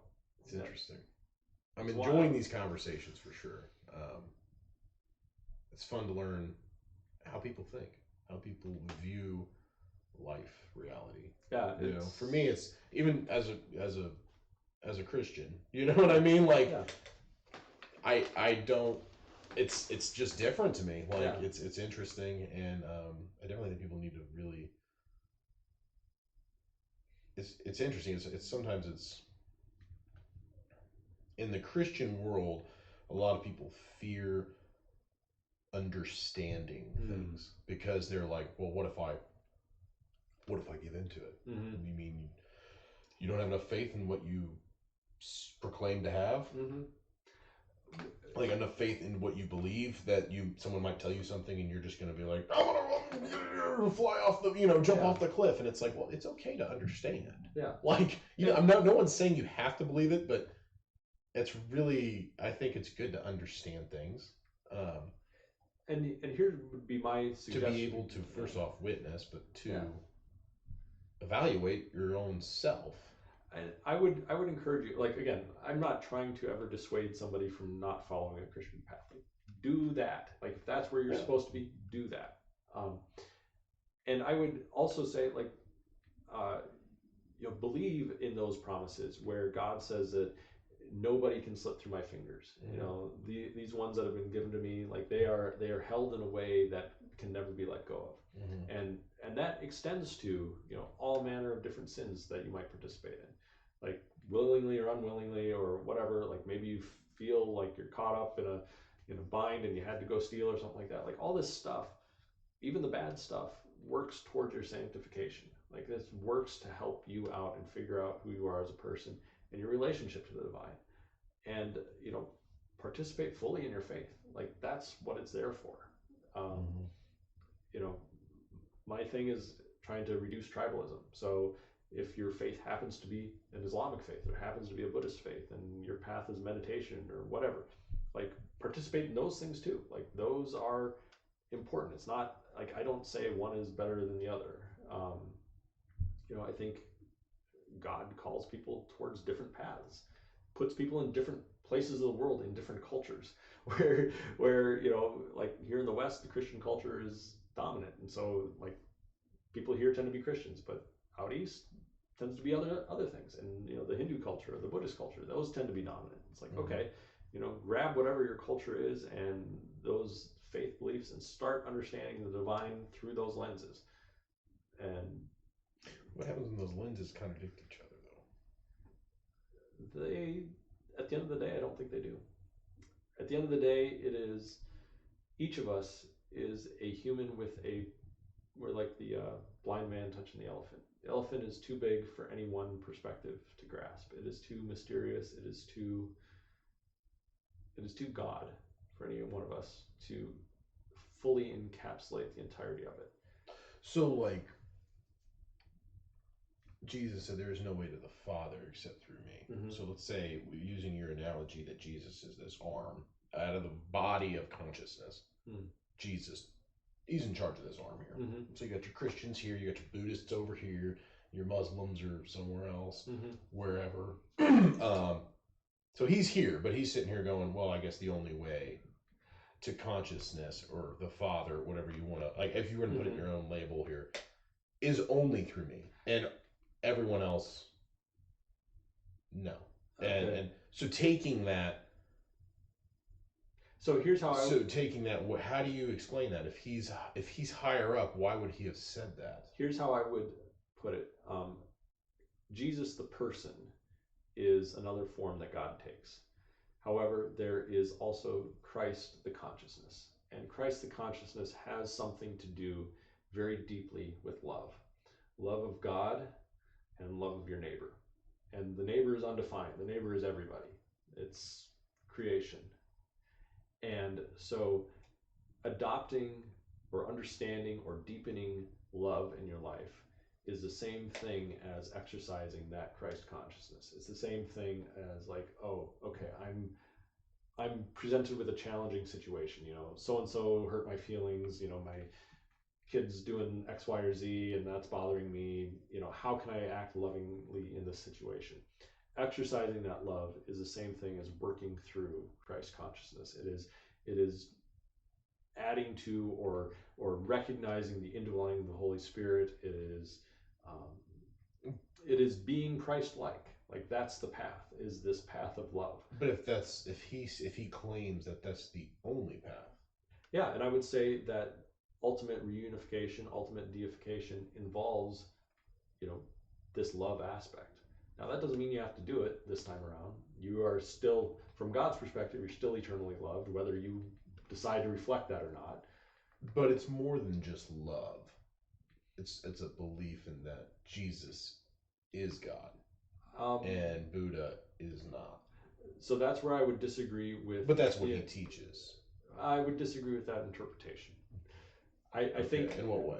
So, for example, when the disciples came to him and said, "Hey, look at all these other people that are casting out demons in your name. They're not one of us." Christ said, "Leave them alone." Abraham was the person that God called, and then come to find out there's a priest in the order of Melchizedek. So Melchizedek is this other guy, and he comes along, and he's like from outside the tribe. He's not part of God's people, and he comes by and he blesses Abraham. To me, Melchizedek. So the theory on that is Melchizedek was Christ. Yeah, or another. Possibly. I would I'd use the term like enlightened being, or somebody who already recognizes this unity of all consciousness. Another form that God has chosen to take that's already awoken to itself as both dreamer and all the creatures in the dream. Whatever language you want to use. Okay. Recognizes themselves as both the wave and the water. Okay. So. And that process, Christ is meant to point us to this Christ consciousness. Like that's the role that Jesus is taking. And for us, for the Christian perspective, like they swap that around and they say, instead of viewing it as a consciousness that we're supposed to embody and emulate and participate in, it's about this person as a person in this dualistic I-thou sort of framework. But how could that person deny other? Like if Buddha's this arm over here, but yet this arm's denying that arm. Mm-hmm. How is there unity amongst people that are like, if that's consciousness and everything's working, there's no unity in there. Like my body works in unity. Like this arm's not going to sit here and just keep slapping me. I tell this arm what to do. Yeah. There's unity. Like my fingers all work the same way. So there's unity there. But if this arm goes, we are not part of the same body, and that arm is not a part of the same body, and now you're over here like. That's not going to happen. So if we're using that analogy, then why would Christ? Well, if they're all part of the same consciousness, why would he deny the other? So I don't think Christ does. Okay. But let's put it this way: Do you but he says there's only one way, and that's through me. Do you fight? Yeah, Christ consciousness. Do you fight with your wife? Yeah, sometimes. Okay. Are you in unity in your marriage when you fight with your wife? No, but I'm a sinful human, and Christ was not, though. Yeah. The point that I'm trying to make is that at every layer of reality, there's different principalities that we can identify. So you and your wife are in a participation in a marriage. That is a spirit that is greater than the two parts of that unity. And that marriage is nested within, say, a church community, which is greater than the sum of just your marriage. It is your marriage and these other relationships over here, and they're all part of a particular church community. You can do it at like state level, principalities, America as a government, et cetera, et cetera. Like, so this pattern goes all the way up. The error that I think many Christians make is they say, okay, our pattern dead ends into Christ, and that's the end of it. And I would say no. But if that's the teaching, why does it deny? Because I don't think Christ teaches that. I think that people. But he did say, yes, the only way is through me. Yes, Christ consciousness, love. That aspect. But that denies everyone else. Not really. You're supposed to love the Buddhists. And the Buddhists can love you and be participating in Christ consciousness without necessarily saying, I believe in Jesus the person as the only Son of God. Because even though he claims to be. Again, Jesus claims to be the Son of God and would claim there's only one consciousness. But we are all sons and daughters of God because Christ teaches that. So his claim has never been an exclusive one. the church has put that exclusive claim on Christ, and I think that they're wrong about that. I think that the word only is part of the hiccup that we get wrong, because the point isn't to say Jesus is the Son of God as like a, you know, that's the end of it. The point is Jesus is the Son of God. Emulate that, recognize it in your own life, participate in that same divinity. You're a child of God. Like, you have that in you. Like, this is, you know, that's the end of the church teaching, is like you're supposed to be participating in divinity. You're supposed to be, you know, going through a process of theosis and final union with God. Christ is the door. You know, Christ is a method of getting through there. But ultimately, it's an internal recognition. Like this is in you. Like, it's not something that needs to be like added to you from the outside. Like, there's an internal thing. So what about the other teachings of Christ then? So do we hell? Hell? To me, hell is another dream state, and you can get lost in hell. Like, you can. But he said you'd be cast out. Yeah. It's the tares and the wheat Sure. parable. So, like, I guess what I'm getting at is, like, so if Christ teaches this and other consciousness gods, whatever you want to call them, teach things that are completely opposite of what Christ teaches, and you're going to say, well, Christ teaches love, and are we nitpicking the certain things that he taught because it sounds good and it mimics, or it's so good that all these other religions are like, yeah, we can actually unify on that. Loving people's a good idea, unless you're this person. Yeah. But otherwise. But then Christ also taught things that people do not like. So sure. Yeah. When he teaches that, you know, when he talks about the dragnet in Matthew 13, like 47 through 50 or something, he talks about the dragnet. The kingdom of heaven is like this. There's a dragnet, and you pull it and it collects all these fish, and then when you pull the dragnet out, you go through and you sort through. Yeah. You sort the bad from the good, and the bad will be cast into the furnace where there'll be weeping and gnashing of teeth, and the good will be enter into my kingdom. Yeah. So what do you do with what do you do with that? Because there's an obvious, like, and it talks about eternal. Yes. So eternal damnation. Well, so how do you deal with that when it comes to consciousness? It's just like, I guess you're never going to get it, so go hang out in this, like, the basement layer of consciousness. No. So I'm just saying, is like, when he says stuff like that, and he's just he's the arm, so he is a god, but he's not he's a small g god, or whatever you want to call it, or a small, he's higher than us conscious wise. But when he says stuff like that, it's like, did this arm just go off the rails? Did Jesus go off the rails when he said that kind of stuff? Because it doesn't line up with this arm. Let me kind of pull that idea in. So first of all, time, as we understand it, is a concept. It's not a real thing. Okay, we've talked about this a little bit before, where you've got past, which is a mental memory. You know, it's a mental phenomenon. Future is a projection of mental stuff into the future, and somehow they both come together in this eternal now. Okay, it's always now. Okay, when you die, this will happen, and it will make sense, where those two things, the past and the future, will collapse, and it'll be like, oh, they were memories or imaginations of my mind that didn't ever actually exist. And at the exact same time of noticing that, you're also in eternity. Okay, so now you're in this timeless place, because time as a concept has been let go of. It's been released. You don't ever think about time that way again. You're in this eternal moment called eternity. And let's say you were Hitler, right? Okay, now I'm going to experience every dead Jew's life, you know, from all the horror that I inflicted on them. That's hell. Yeah, I'm going to go through that psychological process. I'm going to experience all that. That's a hell, okay? Because now I'm experiencing everything from the other end. Now, if there's not weeping and gnashing of teeth there, I don't know what is, right? Now, but it's not eternal. It is eternal. You're in eternity. Like, that's the timeless state, is eternity. So you just repeat what the Jews felt over and over and over and over and over and over. Yeah. And you can't bust out of that. You You can't bust out of that. There's no forgiveness. Well, eventually there is. Okay, but again, this is all participating in a timeless state called eternity, which is, view it almost like a mini dream that you're caught in, and this dream will repeat on over and over and over until such time as, and again, time is, putting our own words on it, until such time as you awaken from that and realize, you figure out whatever that lesson is that you're supposed to have learned. And then it's like, oh, the dream dissolves, okay, and then you take on a different dream. That's something like, again, comparing these things too, like none of the dreams are fundamentally real. So that's solving your problem of evil thing.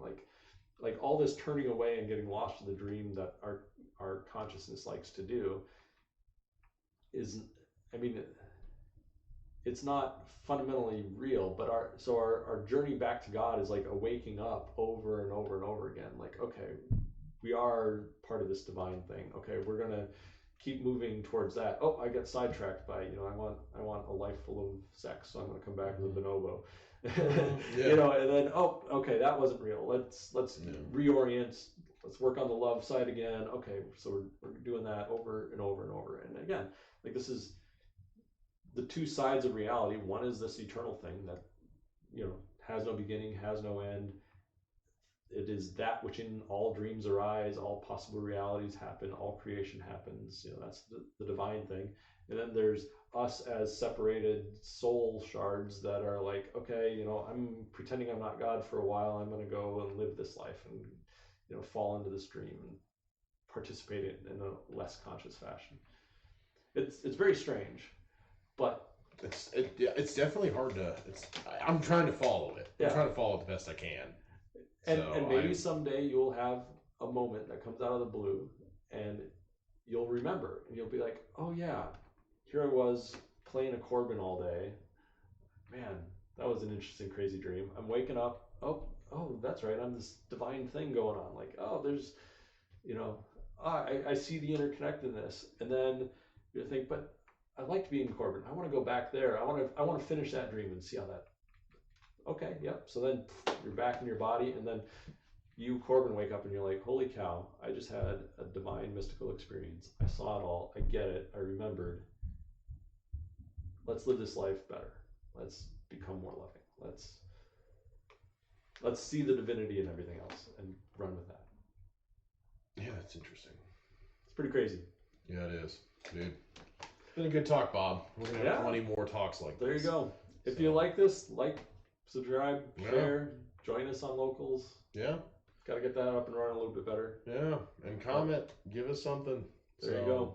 Even if it's just a hi or a bye or you guys are terrible or you guys are great or just anything. I don't even care what it is. Just shoot us up something out there, or you want us to change the subject once in a while and talk about something that we haven't talked about or something that's just way out there. Put something out there for us. Give us something that we can kind of be able to work with you guys. We'd appreciate something. Yep. So, alrighty. Until next time.